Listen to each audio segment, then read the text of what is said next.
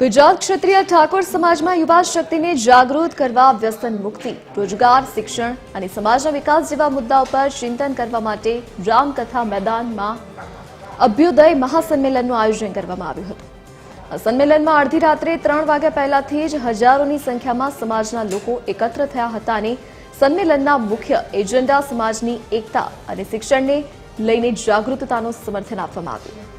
ગુજરાત ક્ષત્રિય ઠાકોર સેનાના પ્રમુખ અલ્પેશ ઠાકોરની આગેવાનીમાં કાર્યક્રમ યોજાયો હતો।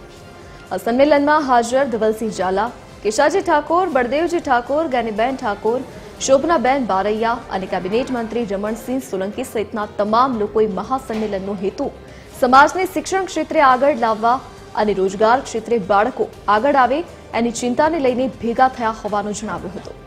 સંમેલનમાં અલ્પેશ ઠાકોર, વિક્રમ ઠાકોર, કીર્તિદાન ગઢવી સહિતના આગેવાનો હાજર રહ્યા હતા। લોકોએ મોબાઈલની ટોર્ચ ચાલુ કરીને અભિવાદન કર્યું હતું। આજે સવારે સરસ્વતી ધામનું અડાલજમાં ભૂમિપૂજન પણ કરવામાં આવ્યું।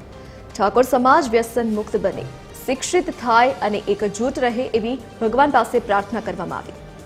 આ સંમેલને ઠાકોર સમાજમાં જાગૃતિ અને એકતાનો નવો સંદેશ આપ્યો છે।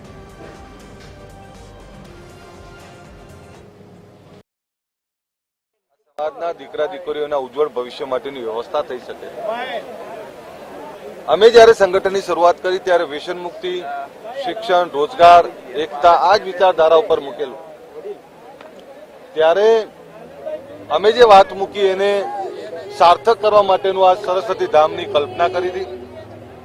અભ્યુદયનો મતલબ એ થતો હતો કે સારો શ્રેષ્ઠ સમય બ્રહ્મ મુહૂર્તમાં અમે મળ્યા અને નાના ભૂલકાઓ જોડે એમના હાથે ભૂમિપૂજન કરાવ્યું। અમે વ્યસન મુક્તિમાં સફળ રહ્યા સમાજમાં લાવવામાં।